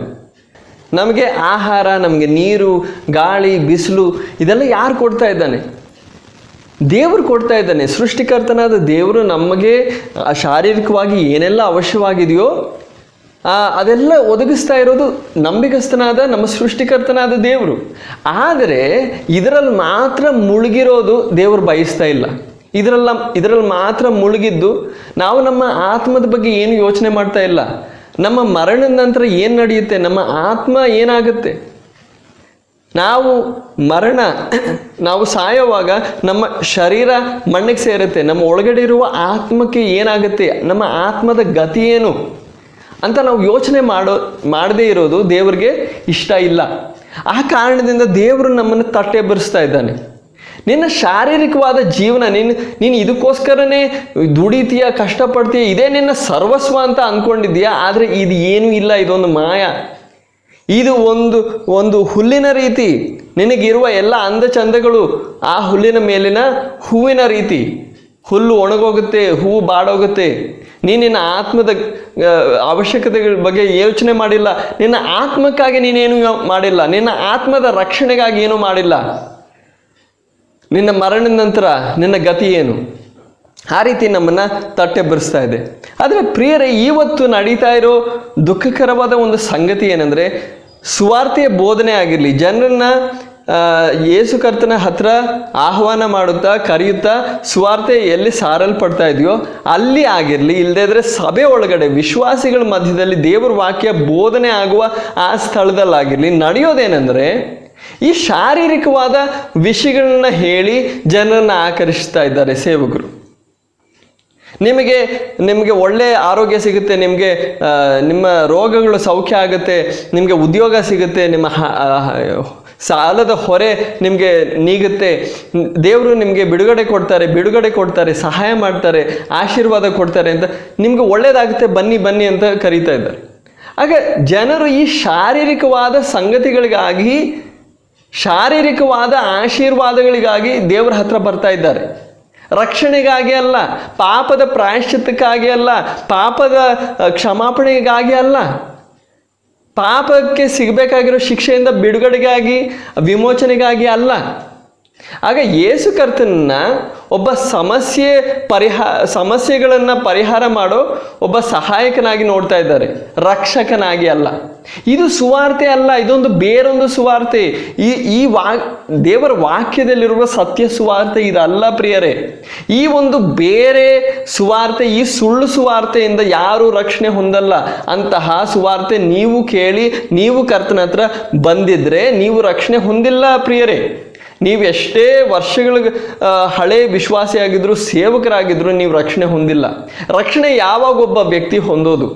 ನನ್ನ ಮುಂದೆ ನನ್ನ ಪಾಪಕ್ಕೆ ಸಿಗಬೇಕಾದ ಭಯಂಕರವಾದ ನಿತ್ಯ ಶಿಕ್ಷೆ ನನ್ನ ಮುಂದೆ ಇದೆ, ದೇವರ ಕೋಪ ನನ್ನ ಮುಂದೆ ಇದೆ, ಅದರಿಂದ ನನಗೆ ರಕ್ಷಣೆ ಬೇಕು. ಆ ರೀತಿ ಇರುವ ಒಂದು ಸಂದರ್ಭದಲ್ಲಿ ನೀವು ಮೊರೆ ಇಡ್ತಾ ಇದ್ದೀರಾ, ದೇವರೇ ನನ್ನನ್ನು ರಕ್ಷಿಸು. ಶಿಲುಬೆಯ ಯಜ್ಞದ ಮೇಲೆ ನೀವು ಆಶ್ರಯಿಸ್ತಾ ಇದ್ದೀರಾ. ನಾನು ನಂಬ್ತಾ ಇದ್ದೀನಿ, ನನ್ನ ಸೃಷ್ಟಿಕರ್ತನಾದ ದೇವರೇ ನನ್ನ ಪಾಪದಿಂದ ನನ್ನನ್ನು ಬಿಡುಗಡೆ ಮಾಡೋದಕ್ಕಾಗಿ, ರಕ್ಷಣೆ ಮಾಡೋದಕ್ಕಾಗಿ ಈ ಲೋಕಕ್ಕೆ ನೀವು ಮಾನವ ರೂಪವನ್ನು ಧರಿಸಿ ಈ ಲೋಕಕ್ಕೆ ಇಳಿದು ಬಂದು ನನ್ನ ಶಿಕ್ಷೆಯನ್ನು ನಿಮ್ಮ ಮೇಲೆ ತಗೊಂಡು ಶಿಲುಬೆ ಮೇಲೆ ಬಲಿಯಾದ್ರಿ, ಹೂಣಲ್ಪಟ್ರಿ, 3ನೇ ದಿನ ಎದ್ದು ಬಂದ್ರಿ. ಇದನ್ನು ನಾನು ನಂಬ್ತೀನಿ, ಅದ್ರ ಮೇಲೆ ನಾನು ಆಶ್ರಯಿಸ್ತೀನಿ, ನಿನ್ನ ಬಲಿ ಮೇಲೆ ನಾನು ಆಶ್ರಯಿಸ್ತೀನಿ. ನೀರಲ್ಲಿ ಮುಳುಗುವ ಒಬ್ಬ ಮನುಷ್ಯ ಹೇಗೆ ಏನು ಸಿಕ್ಕಿದ್ರು, ಯಾವೊಂದು ಹಲಗೆ ಸಿಕ್ಕಿದ್ರು ಗಟ್ಟಿಯಾಗಿ ಇಟ್ಕೊಳ್ತಾನೆ, ಆ ರೀತಿ ಶಿಲುಬೆಯನ್ನು ಆ ರೀತಿ ಗಟ್ಟಿಯಾಗಿ ಇಟ್ಕೊಳ್ಳೋರು, ಆ ರೀತಿ ಆಶ್ರಯಿಸೋರು, ಅವರು ರಕ್ಷಣೆ ಹೊಂದ್ತಾರೆ. ಆ ರೀತಿಯಾದ ಅನುಭವ ನಿಮ್ಮ ಜೀವನದಲ್ಲಿ ಉಂಟಾಗಿದೆಯಾ? ಇಲ್ಲ, ನೀವು ಏನೋ ಒಳ್ಳೇದಾಗುತ್ತೆ ಅಂತ ಚರ್ಚಿಗೆ ಬರೋದು ಪ್ರಾರಂಭಿಸಿದ್ರಿ, ಏನೋ ಒಳ್ಳೇದಾಯಿತು, ನಿಮಗೇನೋ ಸೌಖ್ಯ ಉಂಟಾಯಿತು, ನಿಮಗೆ ಒಂದು ಒಳ್ಳೆ ಸಮಾಧಾನ ನಿಮ್ಮ ಮನೆಯಲ್ಲಿ ಉಂಟಾಗ್ಬೋದು, ಇದೆಲ್ಲ ದೇವ್ರು ಮಾಡ್ತಾರೆ, ಇಲ್ಲ ಅಂತ ಇಲ್ಲ. ಆದರೆ ರಕ್ಷಣೆ ಅಲ್ಲ, ಇದು ಯಾವುದು ರಕ್ಷಣೆ ಅಲ್ಲ. ನೀವು ಈ ರೀತಿ ದೇವ್ರ ಹತ್ರ ಬಂದು ನನಗೆ ಸೌಖ್ಯ ಕೊಡು, ನನಗೆ ಒಂದು ಒಳ್ಳೆಯ ಕೆಲಸ ಕೊಡು, ನನಗೆ ಒಂದು ನಮ್ಮ ಮಕ್ಕಳಿಗೆ ಮದುವೆ ಆಗಬೇಕು, ಇದೆಲ್ಲ ನೀವು ಪ್ರಾರ್ಥನೆ ಮಾಡುವಾಗ ದೇವರು ಕರುಣೆ ತೋರಿ ನಿಮ್ಮ ಪ್ರಾರ್ಥನೆ ಕೇಳ್ತಾನೆ, ಇದೆಲ್ಲ ಕೊಡ್ತಾನೆ. ಆದರೆ ಇದರ ಅರ್ಥ ನೀವು ದೇವ್ರ ಮಕ್ಕಳಾಗ್ಬಿಟ್ರಿ, ನೀವು ರಕ್ಷಣೆ ಹೊಂದ್ಬಿಟ್ರಿ, ನೀವು ಯೇಸು ಕರ್ತನ ಶಿಷ್ಯರಾಗಿದ್ದೀರಾ, ನೀವು ಕ್ರೈಸ್ತರಾಗಿದ್ದೀರಾ ಅಂತ ಅರ್ಥ ಅಲ್ಲ. ಯಾಕಂದರೆ ಕರ್ತನಾದ ಯೇಸು ಕ್ರಿಸ್ತನು ಈ ಲೋಕದಲ್ಲಿ ಸೇವೆ ಮಾಡುವಾಗ ಅನೇಕರು ಈ ರೀತಿಯಾದ ಜನರು ಬಂದರು. ಅವರಿಗೆ ಸೌಖ್ಯ ದೇವರು ಕೊಟ್ಟರು, ಅವರಿಗೆ ರೊಟ್ಟಿ ಕೊಟ್ಟರು, ತಿನ್ನೋದಕ್ಕೆ ಮೀನು ಕೊಟ್ಟರು, ಅವರಿಗೆ ಇದೆಲ್ಲ ಶಾರೀರಿಕವಾದ ವಿಷಯಗಳನ್ನ ದೇವರು ಕೊಟ್ಟರು, ಇಲ್ಲ ಅಂತ ಇಲ್ಲ. ಆದರೆ ಅದೆಲ್ಲ ಕೊಟ್ಟಿದ ನಂತರ ಅವ್ರಿಗೆ ಹೇಳ್ತಾ ಇದ್ರು, ಸಾಮಾನ್ಯವಾಗಿ ಯೇಸು ಕರ್ತನ ಹೇಳೋ ಮಾತು, ನಿಮ್ಮ ಮನೆಗಳಿಗೆ ತಿರುಗಿ ಹೋಗಿ. ಆದರೆ ಶಿಷ್ಯರನ್ನಾಗಿ ಮಾಡ್ತಾ ಇರಲಿಲ್ಲ ಅಂತ. ಅವರು ಊಟ ತಿಂದ್ಬಿಟ್ಟು ಹೋಗ್ತಾ ಇದ್ರು. ಅವರು ಬಿಡುಗಡೆ ಹೊಂದಿ, ದೆವ್ವಗಳಿಂದ ಬಿಡುಗಡೆ, ಇದರ ಸೌಖ್ಯ ಇದೆಲ್ಲ ಹೊಂದ್ಬಿಟ್ಟು ಅವರು ವಾಪಸ್ ಹೋಗ್ತಾ ಇದ್ರು. ಆದರೆ ಕರ್ತನಾದ ಯೇಸು ಕ್ರಿಸ್ತನ ಶಿಷ್ಯರು ಅಂಥವರಲ್ಲ. ಅವರು ಯಾವ ಶಾರೀರಿಕವಾದ ವಿಷಯಗಳನ್ನು ಹೊಂದೋದಕ್ಕಾಗಿ ಯೇಸು ಕರ್ತನ ಹತ್ರ ಬಂದವರಲ್ಲ. ಈಗ ಪೇತ್ರನ ಬಗ್ಗೆ ನಿಮಗೆ ಗೊತ್ತಿರುತ್ತೆ, ಎಲ್ಲರೂ ಆ ಒಂದು ಘಟನೆ ತಗೊಂಡು ಬೋಧನೆ ಮಾಡ್ತಾರೆ. ಯೇಸು ಕರ್ತನು ಹೇಗೆ ಪೇತ್ರನಿಗೆ ಎಷ್ಟು ಮೀನುಗಳು ಕೊಟ್ಟ ಅಂತ. ಆದರೆ ಆ ಮೀನುಗಳೆಲ್ಲ ಕೊಟ್ಟ ನಂತರ ಏನು ನಡೆದಿದ್ದು? ಅದನ್ನೆಲ್ಲ ಬಿಟ್ಟು, ಅವರ ಉದ್ಯೋಗವನ್ನು ಬಿಟ್ಟು ಯೇಸು ಕರ್ತನ ಹಿಂದೆ ಹೋದರು. ಆಗ ಅವರು ಈ ಮೀನುಗಳಿಗೋಸ್ಕರ ಯೇಸು ಕರ್ತನ ಹತ್ರ ಬರ್ತಾ ಇಲ್ಲ, ಅವರೆಲ್ಲ ಬಿಟ್ಟು ಹೋಗ್ತಾ ಇದ್ದಾರೆ, ಯೇಸು ಕರ್ತನ ಶಿಷ್ಯರಾಗ್ತಾ ಇದ್ದಾರೆ. ಅದರ ನಂತರವೂ ನಾವು ಗಮನಿಸ್ತೀವಿ, ಅಪೊಸ್ತಲರ ಕೃತ್ಯಗಳಲ್ಲಿ 2ನೇ ಅಧ್ಯಾಯದಿಂದ ಹಿಡಿದು ಮುಂದೆ ನೀವು ನೋಡುವಾಗ ಎಲ್ಲೆಲ್ಲಿ ಸುವಾರ್ತೆ ಸಾರಲ್ಪಟ್ಟಿತೋ, ಸುವಾರ್ಥ ಬೋಧನೆಗಳಲ್ಲಿ, ಸುವಾರ್ಥ ಪ್ರಸಂಗಗಳಲ್ಲಿ ನೀವು ಎಲ್ಲೂ ನಿಮ್ಗೆ ಅದು ಸಿಗುತ್ತೆ, ಇದು ಸಿಗುತ್ತೆ, ನಿಮಗೆ ಸೌಖ್ಯ ಸಿಗುತ್ತೆ, ಬನ್ನಿ ನಾವು ಪ್ರಾರ್ಥನೆ ಮಾಡ್ತೀವಿ, ನಿಮ್ಮ ರೋಗಗಳೆಲ್ಲ ಸೌಖ್ಯ ಆಗುತ್ತೆ, ಬನ್ನಿ ನಿಮ್ಮ ಜೀವನ ಒಳ್ಳೆಯದಾಗುತ್ತೆ, ಬನ್ನಿ ಯೇಸು ಕರ್ತನ ಹತ್ರ ಅಂತ ಯಾವ ಅಪೊಸ್ತಲನು ಸೇವಕನು ಹೇಳೋದಾಗಿ ನೀವು ಓದಲ್ಲ. ಅದಕ್ಕೆ ಬದಲಿಗೆ ಅವರು ಬೋಧನೆ ಮಾಡಿದ್ದು, ನಿಮ್ಮಲ್ಲಿ ಪಾಪ ಇದೆ, ಈ ಪಾಪದ ಕಾರಣ ನಿಮ್ಮ ಮೇಲೆ ದೇವರ ಕೋಪ ಇದೆ, ಇದರಿಂದ ನೀವು ತಪ್ಪಿಸ್ಕೋಬೇಕು. ಈ ರೀತಿ ಬೋಧನೆ ಮಾಡುವಾಗ ಅವರ ಹೃದಯಗಳಲ್ಲಿ ಅಲುಗುನೆಟ್ಟಂತ ಆಗ್ತಾ ಇತ್ತು, ಅವರ ಮನಸ್ಸಾಕ್ಷಿಗಳಲ್ಲಿ ಚುಚ್ಚುಗೊಳ್ತಾ ಇದ್ರು. ಆಗ ಅವರು ಇದರಿಂದ ಬಿಡುಗಡೆ, ಇದರಿಂದ ಪರಿಹಾರ ಏನು ಸಾಹೇಬ್ರೆ, ಇದರಿಂದ ಪರಿಹಾರ ಏನು ಅಂತ ನಾವು ಆ ಜೈಲರ್ ಕೇಳೋದನ್ನು ನಾವು ಅಪೊಸ್ತಲರ ಕೃತ್ಯಗಳಲ್ಲಿ 16ನೇ ಅಧ್ಯಾಯದಲ್ಲಿ ನಾವು ಗಮನಿಸ್ತೀವಿ. ಸಾಹೇಬ್ರೆ ನಾವು ಏನು ಮಾಡಬೇಕು, ರಕ್ಷಣೆ ಹೊಂದೋದಕ್ಕೆ ಏನು ಮಾಡಬೇಕು? ಆ ರೀತಿ ಅವನು ಏನಕ್ಕೆ ಕೇಳ್ತಾ ಇದ್ದಾನೆ ಅಂದರೆ, ಅವ್ರ ಬೋಧನೆ ಅದಾಗಿತ್ತು, ರಕ್ಷಣೆ ರಕ್ಷಣೆ ರಕ್ಷಣೆ ಆಗಿತ್ತು. ಅವರ ಬೋಧನೆ ರಕ್ಷಣೆ ಆಗಿತ್ತು. ಆ ಕಾರಣದಿಂದ ಆ ಜೈಲರ್ ಆ ರೀತಿ ಕೇಳೋದು. ಇವತ್ತು ಯೇಸು ಕರ್ತನ ಹತ್ರ ಅನೇಕರು ಬರ್ತಾ ಇದ್ದಾರೆ, ಆದರೆ ಅವರು ರಕ್ಷಣೆ ಹೊಂದ್ತಾ ಇಲ್ಲ. ಯಾಕೆ? ಈ ಮುಳ್ಳು ಗಿಡಗಳಿವೆ. ಆದರೆ ಸೇವಕರು ಏನು ಮಾಡ್ತಾ ಇದ್ದಾರೆ? ಈ ಮುಳ್ಳು ಗಿಡಗಳಿಗೆ ನೀರು ಹಾಕ್ತಾ ಇದ್ದಾರೆ. ಈ ಮುಳ್ಳು ಗಿಡಗಳನ್ನ ಕಿತ್ತಾಕೋ ಬದಲಾಗಿ, ಹೇಳೋ ಬದಲಾಗಿ, ಸಹೋದರ ಸಹೋದರಿ ಇದಕ್ಕೋಸ್ಕರ ನಾವು ಪ್ರಾರ್ಥನೆ ಮಾಡ್ತೀವಿ, ನಿಮ್ಮ ಸೌಖ್ಯಕ್ಕಾಗಿ, ನಿಮಗೆ ಒಂದು ಕೆಲಸ ಸಿಗಲಿ, ನಿಮ್ಮ ಮಕ್ಕಳಿಗೆ ಮದುವೆ ಆಗಲಿ, ನಿಮ್ಮ ಸಾಲದ ಹೊರೆ ನೀಗಲಿ ಅಂತ ನಾವು ಪ್ರಾರ್ಥನೆ ಮಾಡ್ತೀವಿ. ಆದರೆ ಸಹೋದರ ಸಹೋದರಿ, ಇದಕ್ಕಿಂತ ಎಷ್ಟೋ ಗಂಭೀರವಾದ ಗೌರವವಾದ ಒಂದು ಅವಶ್ಯಕತೆ ನಿನ್ನ ಮುಂದೆ ಇದೆ. ನಿನ್ನ ಮುಂದೆ ಒಂದು ದೊಡ್ಡ ಅಪಾಯ ಇದೆ, ಅದರಿಂದ ನೀನು ತಪ್ಪಿಸ್ಕೋಬೇಕು. ಅದ್ರ ಬಗ್ಗೆ ನೀನು ಯೋಚನೆ ಮಾಡ್ತಾ ಇಲ್ಲ. ಬೆಂಕಿ ಉರಿತಾ ಇರೋ ಒಂದು ಮನೆ ಮೇಲೆ ಬೆಂಕಿ ಇದೆ ಅಂತಂದು, ಆ ಮನೆಯಲ್ಲಿ ಕಂಬಳಿ ಹೊದ್ಕೊಂಡು ಒಬ್ಬ ಮನುಷ್ಯ ಮಲಗಿರೋ ಹೇಗಿರುತ್ತೋ ಅದೇ ರೀತಿ ನಿನ್ನ ಸುತ್ತಲೂ ಬೆಂಕಿ ಉರಿಯೋವಾಗ ನೀನು ಕಂಬಳಿ ಹೊದ್ಕೊಂಡು ನೀನು ಮಲಗಿದ್ದೀಯಾ, ನಿನಗೆ ಪ್ರಜ್ಞೆ ಇಲ್ಲ. ನಿನ್ನ ಮುಂದೆ ಎಷ್ಟು ದೊಡ್ಡ ಗಂಭೀರವಾದ ಅಪಾಯದಲ್ಲಿ ನೀನು ಇದ್ದೀಯ ಅಂತ ನಿನಗೆ ಪ್ರಜ್ಞೆ ಇಲ್ಲ. ಅದ್ರ ಬಗ್ಗೆ ನಾನು ಹೇಳೋದಕ್ಕೆ ಬಯಸ್ತಾ ಇದ್ದೀನಿ ಸಹೋದರ ಅಂತ ಹೇಳಿ, ಈ ಮುಳ್ಳು ಗಿಡಗಳು ಎಲ್ಲ ಕಿತ್ತು ಬಿಸಾಗಬೇಕು ಪ್ರಿಯರೇ. ಆದರೆ ಇವಾಗ ನಡೀತಾ ಇರೋದೇನು? ಅನೇಕರು ಈ ಗಿಡಗಳನ್ನ ಇನ್ನೂ ಹೆಚ್ಚಾಗಿ ಬೆಳೆಸ್ತಾ ಇದ್ದಾರೆ. ಸೇವಕರು ಅದಕ್ಕೆ ನೀರು ಹಾಕ್ತಾ ಇದ್ದಾರೆ. ಬನ್ನಿ ಯೇಸು ಸ್ವಾಮಿ ಹತ್ರ ಬನ್ನಿ, ನಿಮ್ಗೆ ಒಳ್ಳೇದಾಗುತ್ತೆ. ಚರ್ಚಿಗೆ ಹೋಗೋ ಅತ್ಯಧಿಕ ಸಂಖ್ಯೆಯಲ್ಲಿ, ಅಂದರೆ ಜಾಸ್ತಿ ಜನ ನಾವು ಕೇಳೋವಾಗ ಅವ್ರು ಹೇಳೋದೇನು, ಏನಕ್ಕೆ ಹೋಗ್ತಾ ಇದ್ದೀರಾ ಅಂದರೆ ನಮ್ಗೆ ಒಳ್ಳೇದಾಗುತ್ತೆ, ಅಲ್ಲಿ ಹೋದರೆ ಒಳ್ಳೇದಾಗುತ್ತೆ. ಅವ್ರ ಬಾಯಲ್ಲಿ ಅದೇ ಇರೋದು. ಎಷ್ಟು ಹೇಳಿದ್ರು ಆ ಯೋಚನೆಯಿಂದ ಮೀರಿ ಅವ್ರು ಯೋಚನೆ ಮಾಡೋಕ್ಕಾಗ್ತಾ ಇಲ್ಲ. ಯಾಕಂದರೆ ಅದೇ ತುಂಬಿಕೊಂಡಿದೆ. ಅವ್ರ ಬಾಯಲ್ಲಿ, ಅವ್ರ ಮನಸ್ಸಲ್ಲಿ, ಅವ್ರ ಹೃದಯದಲ್ಲಿ ಇದೇ ತುಂಬಿಕೊಂಡಿದೆ, ಶಾರೀರಿಕವಾದ ವಿಷಯಗಳು. ಆಗ ಪ್ರಿಯರೇ, ಅವಶ್ಯವಾದದ್ದೇನು? ಈ ಮುಳ್ಳು ಗಿಡಗಳಿಗೆ ಇನ್ನು ನೀರು ಹಾಕೋದಲ್ಲ, ಈ ಮುಳ್ಳು ಗಿಡಗಳನ್ನ ದಯೆ ಇಲ್ಲದೆ ಕಿತ್ತು ಬಿಸಾಕಬೇಕು. ಆಗ ನಾನು ನಿಮಗೆ ಹೇಳೋದಕ್ಕೆ ಬಯಸೋದು ಏನಂದರೆ, ಸಹೋದರ ಸಹೋದರಿ, ಸೃಷ್ಟಿಕರ್ತನಾದ ಸರ್ವಶಕ್ತನಾದ ದೇವರು ಈ ಲೋಕಕ್ಕೆ ಮಾನವ ರೂಪವನ್ನು ಧರಿಸಿ ಈ ಲೋಕಕ್ಕೆ ಇಳಿದು ಬಂದು ನಿಮಗೆ ಸಿಗಬೇಕಾಗಿರೋ ಶಿಕ್ಷೆ, ನಿಮಗೆ ನಿತ್ಯ ಶಿಕ್ಷೆ ಸಿಗಬೇಕಾಗಿತ್ತು, ಆ ಶಿಕ್ಷೆ ತನ್ನ ಮೇಲೆ ಹೊತ್ತು, ನಿಮ್ಮ ಪಾಪಗಳನ್ನು ತನ್ನ ಮೇಲೆ ಹೊತ್ತು ಶಿಲುಬೆ ಮೇಲೆ ಬಲಿಯಾದದ್ದು ನಿಮಗೆ ಒಂದು ಒಳ್ಳೆ ಕೆಲಸ ಕೊಡೋಕ್ಕಲ್ಲ, ನಿಮಗೆ ಸೌಖ್ಯ ಕೊಡೋಕ್ಕಲ್ಲ. ಇದೆಲ್ಲ ಕೊಡೋದಕ್ಕೆ ದೇವ್ರಿಗೆ ಏನು ಕಷ್ಟ ಇಲ್ಲ. ಆದರೆ ನಿಮ್ಮನ್ನು ಆ ನರಕದಿಂದ ರಕ್ಷಣೆ ಮಾಡೋದಕ್ಕಾಗಿ ಆ ಬೆಲೆ ಕೊಟ್ಟಿದ್ದು, ಆ ಬಲಿ ಅರ್ಪಣೆ ಮಾಡಿದ್ದು. ಆ ಬಲಿಯನ್ನು ನೀವು ಆ ಬಲಿಯ ಮಾಹಾತ್ಮ್ಯ, ಅದರ ಗೌರವ, ಅದರದ್ದು ಗಾಂಭೀರ್ಯತೆ ನೀವು ಅರ್ಥ ಮಾಡ್ಕೊಳ್ತಾ ಇದ್ದೀರಾ?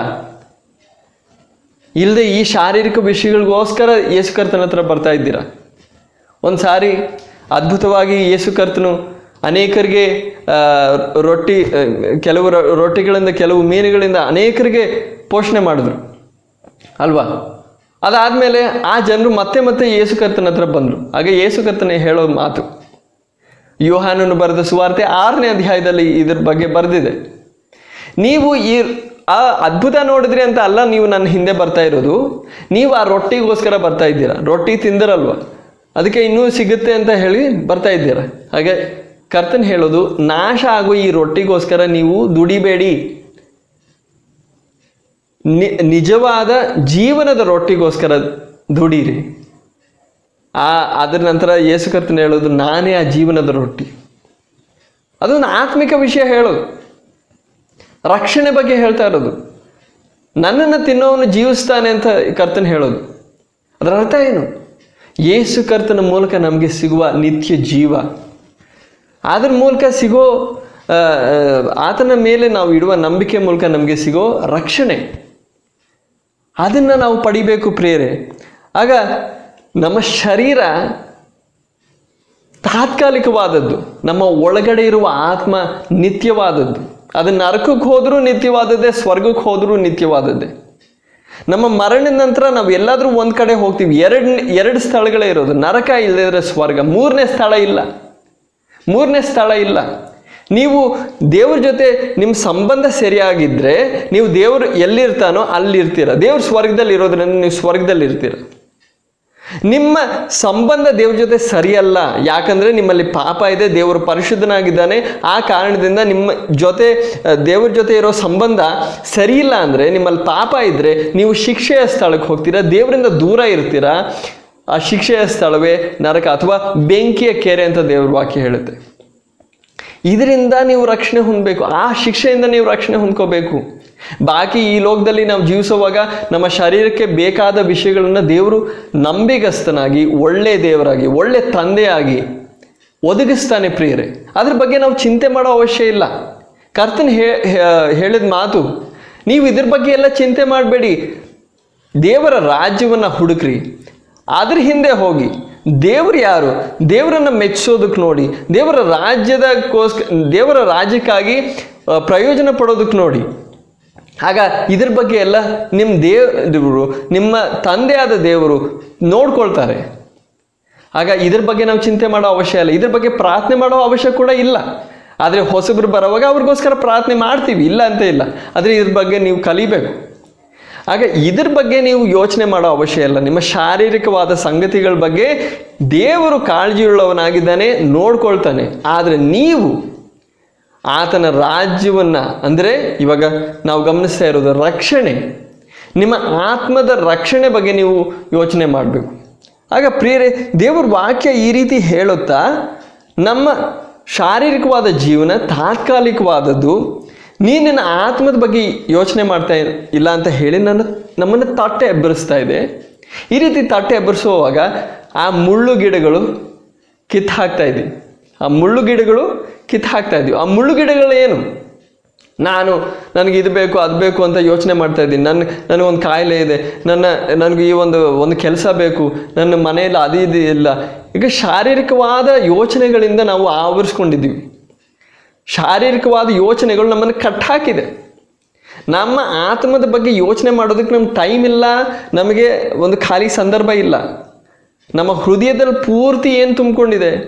ಶಾರೀರಿಕವಾದ ಸಂಗತಿಗಳು ಮಾತ್ರ ತುಂಬಿಕೊಂಡಿದೆ. ಆಗ ಸುವಾರ್ತೆ ಸಾರೋಕ್ಕಿಂತ ಮುಂಚೆ ಏನು ನಡೀಬೇಕು?